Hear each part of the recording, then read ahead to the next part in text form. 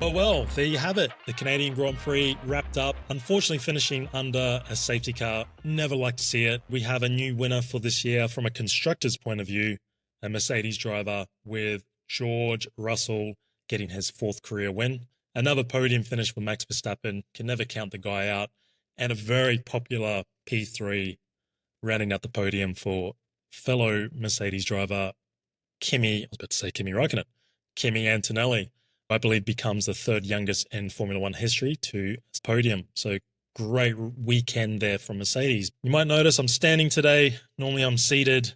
I'm even wearing the hat because naturally that's a big focal point of today, the McLaren drivers. But we don't have Mick to bring on to share his opinion. He's currently enjoying himself over in Germany and will be attending the N24 race this coming weekend. So, some people have it good, but here we are. And without further ado, let's just jump straight into it. So let's start off with McLaren. Look, from our own predictions, we thought they were going to dominate the weekend, and it just wasn't to be. And then, straight away from those two practice sessions on Friday, look, wasn't as though they were like way behind, but they weren't fastest there. It wasn't until practice session 3 that Lando Norris was the fastest of the bunch. But come qualifying on this Saturday, it was a different story. Oscar picked up a pretty commendable P3, which I believe he was pretty happy with. Puts him in the mix, of course, but Lando Norris, as we've discussed, Saturday has been an issue for him where he hasn't always quite put it together. But look, a P7 for Lando to start and P3 for Oscar, not really where McLaren, I think, expect themselves to be. Now, they did split the strategy amongst the drivers. Piastri started on the mediums and Lando was on the hards. In fact, it was only Lando Norris and Charles Leclerc that started on the hards in the top 10. The rest were on mediums. And, it was pretty interesting from a strategic point of view. We got a bit of a mixture with one stoppers and two stoppers. Ultimately, the two stopper was the way to go in the end. But from McLaren's point of view, look, it all boils down to, I think it was lap 66. It all started off with Lando Norris, getting a great run on Oscar Piastri down the inside of turn 10. And they were just taking off down that back straight. Obviously, Kimi Antonelli just in front of them, giving them a bit of DRS, and Oscar Piastri just last of the late breakers into that final right-left where the wall of champions are, which did compromise his exit, where I think Lando thought he had a little bit of a run on him, and Lando made that mistake of, just going into a space where there was no space, very reminiscent of the Jenson Button and Lewis Hamilton crash there, and McLaren's as well. So that was a few years back. Lando's come out straight away. He's already taken full responsibility for it. He did that quickly. We have delved on this before with Lando. He tends to get, you could probably say, a little of impatience. Look, it's easy to say this in hindsight, but if you look back at it, he had the pace there. It was such a risky move for the benefit of, say, a couple of points, moving from 5th into 4th. You could probably argue maybe he could have, if he got ahead of Piastri, that P3 was on the cards as well. But look, we'll never know because he's decided to DNF himself and, give Oscar a nice big handful of points. So DNF there for Lando. Look, he's still in the title hunt, 176 points overall. Oscar, 198, I think it is. Still early days in the season. Look, we're not even halfway there. But again, it just swings a little bit back into Oscar Piastri's favor there. Now, if we go, let's go with Mercedes. We'll go get into Red Bull next. Let's go into the winners. Now, Mercedes, great weekend. First to admit that they were pretty disappointed with how the triple header went. So this was a really good step in the right direction. Although, if you look at past history from last year, George Russell was a pole sitter here. And he believes it was a win that got away from him. So a little bit of redemption on that part for George Russell. They were strong from the get-go. There was no sort of build-in or messiness over the practice sessions from both drivers, pretty much straight on the pace. And George Russell starting from pole. and Antonelli put in a really great performance there, starting from P4. And look, obviously the eyes were on that front row with Max Verstappen and George Russell after what happened in Barcelona. And naturally, there was a lot of talk around Max Verstappen and his penalty point situation and whether he would approach the race differently, which we all sort of believe, no, he's a racer, mate. You're not going to put a leash on Max. Look, it was a pretty uneventful start from, front row. George Russell got a great start. That's basically what set him up for the win. He looked like he was in control the whole race. I think even if the safety car played no part in it, I believe that George Russell totally under control, flawless weekend. And he keeps himself in the mix, right? He's in the championship, sitting back there in fourth on 136 points. Mercedes are a team that can bring more performance to that car. So, you can't discount him out this early in the season. Antonelli, on the other hand, brilliant drive from him, came a little bit under the pump in the later stages in the race with Oscar and Lando both roaring up behind him, but kept it together and was probably pretty relieved when he going into turn one, turn two, and looking back in those rear side mirrors and perhaps seeing what sort of unfolded behind him. And yeah, I think a great podium result for that young gun. Now on to Red Bull. Look, they're still punching with one arm. They've only got one side of the garage, obviously, with Max Verstappen, picking up the points and doing another fine job today. Well, it's not today, yesterday in Canada. Not able to pick up the fourth win in the row there, but still good points either way. After the race, I think he was pretty happy with what he got out of it. He was complaining about the tyre deg. Well, yeah, Red Bull, pretty flawless from Max's side. Clean race. We know he's definitely going to be at the home race in Austria. He was pretty fed up about the whole talk around the whole penalty point situation. He made that pretty clear. I don't blame him. And so he'll be there in Austria next week for the home race, which Red Bull will be really happy about. And he keeps himself in the championship hunt, even though he has been a little bit outspoken lately that he doesn't really think it's on the cards. But I mean, look, he's sitting back in 155 points. And again, Red Bull's another team that can eke out a little bit more performance, and perhaps he makes a good run of it in the second half of the season. Yuki Tsunoda, well, the pressure's still on. Pressure's still on for Yuki. Look, this weekend, equal machinery, so no excuses can be made there. He just hasn't really picked up or shown enough, in my eyes, it's shown enough progression in relation to Max's performance. I think he was unlucky with that red flag incident, which happened in P3 when Oscar hit the wall. I think it was at the Wall of Champions, and then just trundled around the rest of the circuit. One of the rear wheels was all busted up, and Yuki passed him under red flag conditions, which is obviously a massive no-no on FIA's book. But when you look at it, it's like he went past pretty slowly. I mean, it was a whole lap, so maybe they could make some tweaks there. But nevertheless, I mean, he just didn't qualify well enough. Didn't quite make Q3, qualified in P11, and obviously got the Big Ten place grid penalty, started from the back, and that was a massive compromise, particularly on the circuit. It is quite hard to pass here. Yeah, there were a lot of DRS trains running around, particularly around the mid-pack.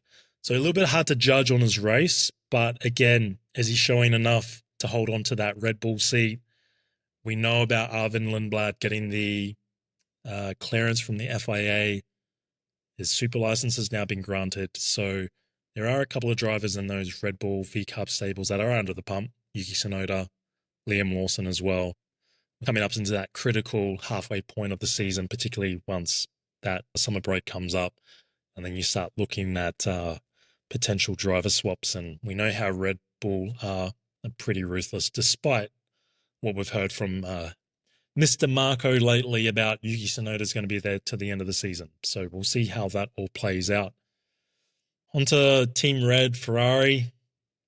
Scrappy weekend from Charles Leclerc's side. Lewis Hamilton showed a little bit of pace there in the practice sessions, and I think it was building into a nice weekend. Charles basically compromised his weekend with that big P1 off, missed P2, I think it was. He ended up finishing P5, but did qualify. Well, he was out qualified by Lewis Hamilton over the weekend. Charles starting in P8 and Lewis starting in P5. But ultimately, Leclerc finishes in 5th position. And he admitted that was pretty much the maximum they could have got out. There was a moment there he wasn't really happy with the strategy, being boxed, etc., but said that, look, well, he doesn't have the full picture of what's really going around him. So he's admitting that, perhaps the team had the right idea. Lewis, well, I mean, I think he was disappointed over the radio with the P6, but I think once he found out about the damage and how much it was causing an issue, but it sort of made a lot more sense to him. Because even at one point, I was like following the lap times, etc., and I was watching Hamilton sort of just fall back into this no man's land. And I was thinking, oh God, here we go again. It's like he just hasn't got the balance of the car in relation to Charles, and it's all going pear-shaped. But then the reports came through that he suffered some damage from lap 13, floor damage, and we found out later, and he was pretty distraught about it, which I don't blame him as well. He unfortunately made contact with, I think, a groundhog, or is it a marmot? So, rip to that little furry guy, but unfortunately for Lewis, that's what destroyed his Sunday. But, look, double points there for Ferrari, and, they're still in the mix. When you look at the Constructors' Championship, it's a heated race for P2 at this point, with Mercedes, Ferrari, Red Bull all gunning, all close. So still a lot to play for there. We're still waiting for some of those big upgrades that were meant to have come earlier regarding the rear of the car. So again, we don't really know what we're getting from them, but let's see. They'll be hoping to obviously bounce back in Austria. Aston Martin. Well, look, they've been making some good headway. And Alonso, 2 races in a row, picking up points. He'll be extremely happy with that. A pretty decent qualifying session from himself as well. I mean, he started a little bit higher in the grid because he ended up finishing P7, and got into Q3, handy P6, definitely no slouch. On the other side of the garage, there was a lot of umming and ahhing. Is Lance Stroll going to be on the grid at his home race? Well, it happened. Naturally, I was looking forward to possibly seeing Felipe Drugovich in there. There was also talk of Stoffel Van Dorn, but obviously they had their Le Mans thing going on. There was a little rumor about perhaps Valtteri Bottas, just because of that Mercedes tie-up, being the engine supplier for Aston Martin, and that would have been something worth being interested in should it happen. But no, we got Sir Lancelot. He took up his seat and pretty much did Lance Stroll thing. So I don't know if he's still got complications from the wrist surgery, pain, etc. But it was Stroll would be pretty disappointed with how things panned out. He qualified P18, outside the points, last of the runners there in P17. But from Aston Martin's point of view, it looks like that the upgrades that they have bought lately have you could probably say that car is potentially top 10 material. So let's see what Fernando can do over the next coming races. Well, Nico Hulkenberg does it again. Puts the green toaster or the green tractor, whatever you want to call it, that stake, into the points position with a pretty handy P8. Now, he's come out and, we have noticed the improvement there from stake, particularly in race pace. So some of those upgrades that they've bought are definitely coming to fruition, which is good and bodes well for Audi moving forward into next year. But look, Nico Hulkenberg, he's clearly showing his experience. He qualified P13 and ended up with P8, so some nice points there. Really took advantage of that racing incident on lap 1 between Franco Colapinto and Alex Albon, and was able to jump a few positions there. But, obviously a really good strategy moving forward and good race pace, and, secured a top 10 finish, which is, I think Stake will be pretty happy with that.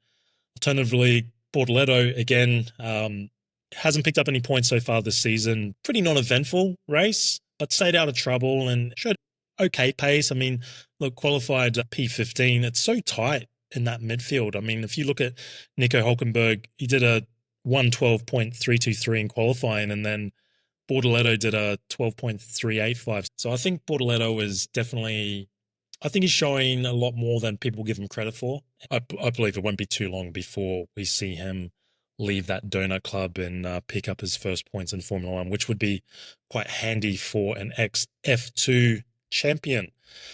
Now, Haas, we did discuss this. They're our pendulum team. 1 week, terrible. Next week, good. So they just basically go no points, no points, points. We got this one right because we got a few things wrong for this race.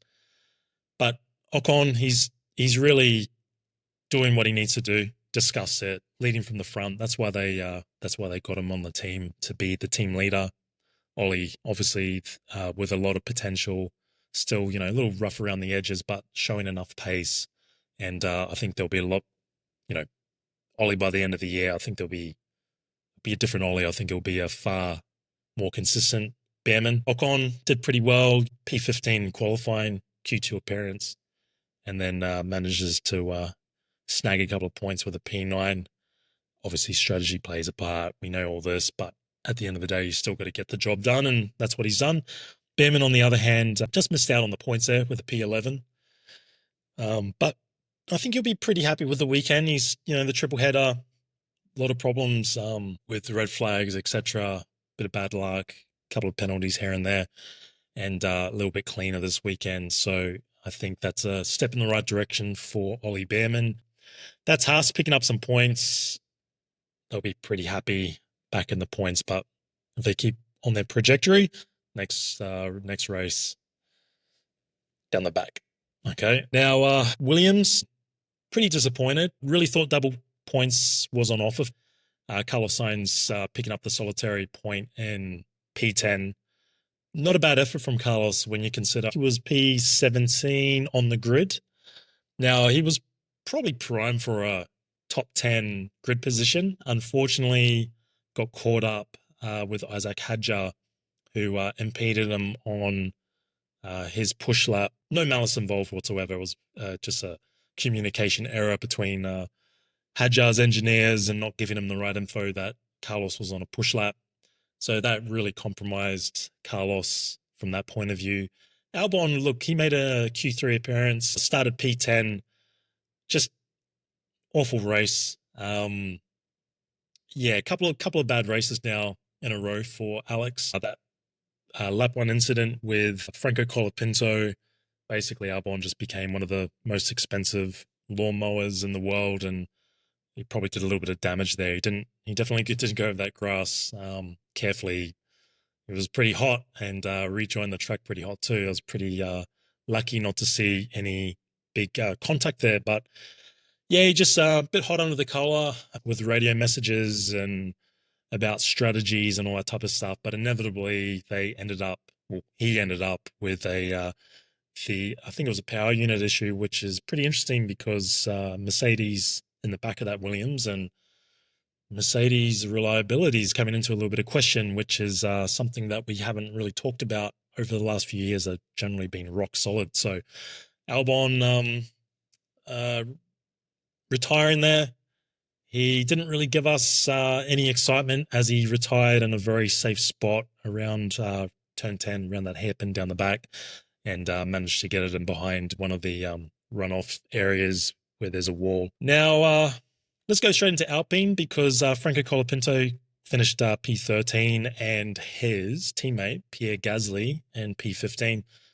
From Gasly's side of the garage, horrible weekend. Started plumb last, started from the pit lane with Liam Lawson, so compromised straight away. Ended up in that train that I talked about for a long, long time, and just couldn't make any headway. I think they were just sort of gambling on a safety car and just to sort of take advantage of, some wild out strategy. But yeah, just a horrible race for him. He did comment that he just felt that on the straights that the Alpine was just very slow. But on the other side of the garage, now Franco Colapinto. Argentinian fans will be pretty happy with his performance. And look, things were looking pretty ominous there for Franco because P1, I think it was, went out first. I think he was the first to spin, had a bit of a lazy spin in that turn 1, turn 2 part of the track. where it sort of goes into that left-handed, then into a right sort of hairpin. Really lazy, just like the back end just sort of came around. I think he did it twice actually. But to give him some slack, I mean, look, that track isn't a permanent circuit. I believe this weekend is the only weekend that it actually gets racing on. So it was a very green track, very slippery. We did see Hamilton do the sort of the same thing at turn 10, the turn 10 hairpin, where it just looked like a really lazy, the back end just sort of swings around. We know how much weight, and these cars are so long. So we saw that. We saw Norris having a few issues there as well. So very scrappy the first couple of practice sessions for the weekend for most drivers, to be honest. But I thought from a confidence point of view, I thought, oh God, like Franco, you need a big one. Like it's if it is the five race stint, well, this is race 4, and he's had a very underwhelming 3 races up until now. But he got it together. And in qualifying, he outqualified his teammate, and it was a very respectable P12. So things were looking up. I think it was I think Franco is going to be really happy with this weekend. Probably a little bit disappointed that he finished outside the points in P13. Again, he got sort of caught up in that gaggle of cars. Probably the strategy wasn't really the best in the end.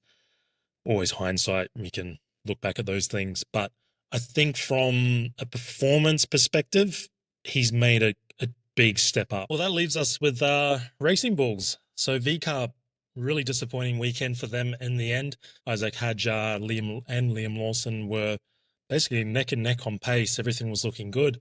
And then on the Saturday, that's where things unraveled for Liam. But again, Isaac Hadjar doing an excellent job making another Q3 appearance. But first with Liam, P19 in qualifying, but then during Parc Ferme, they've made a number of changes to the power unit and suspension. And, well, he was granted a 50-place grid penalty. So Liam started the race from pit lane, just like Pierre Gasly. And Isaac, well, he was doing well. He made his Q3 appearance. He's been on a little bit of a roll. I think 3 races in a row now that the RB have been in the points. But he made a nice Q3 appearance, looking pretty good, qualified P9, but unfortunately he got tied up in that incident of impeding with Carlos Sainz through no fault of his own, but it was pretty much a clear 3-place grid penalty there. So starting from P12, so, a little bit compromised, but you could still do a little bit from there. But unfortunately, the race for both of them, they ran Liam long on the hard tire at the start and just got into the train and basically was just losing a lot of time through that.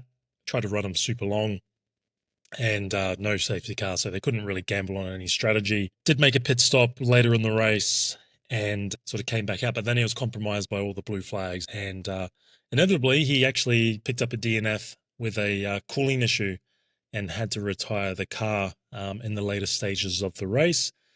Isaac Hadjar, on the other hand, well, he started off on the medium and suffered a lot of graining in that first stint. And they probably ran him a little bit long and just lost a lot of time from that point forward. And, well, at the end of the day, finished P16. Really disappointing there. I mean, our prediction completely off. I was expecting 2 cars in the points and, well, we didn't get it. So onwards to their de facto home race. But obviously a lot of interesting things are happening around that Red Bull paddock, like I discussed earlier, with that super license exemption for Arvid Lindblad. Still believe Yuki Tsunoda is the driver more at risk, but there is quite a lot of pressure there at Liam Lawson to start picking up, or at least nailing those Saturdays and picking up more points, because he's only had that 1 points finishing position in over that good weekend in Monaco. So he's definitely capable, and as a big fan, Liam Lawson fan, I hope he definitely has a great race next time out in Austria. Well, there you have it. Tell me what you think about if you think the FIA needs to sort of change these rules regarding finishing under a safety car. Personally, I'd love to see a 1 or 2 lap dash at the end. Again, there's a lot of things that work around that. based on fuel loads and all that type of stuff because we don't have refueling, of course. But yeah, very anticlimactic. The race was really shaping up to be quite exciting there at the end, particularly with Kimi Antonelli, Oscar Piastri, and Lando Norris fighting for that P3 there. I think that could have been quite exciting. But Lando Norris had other ideas, of course. And yeah, so we move on to Austria now. We've got another week off, but for the motorsport fans, of course, there's Nürburgring 24-hour race coming up this coming weekend. But if you've made it this far, would appreciate your support. Nice big like or sub to the channel, which would help us out greatly. And until then, we'll see you on the next one.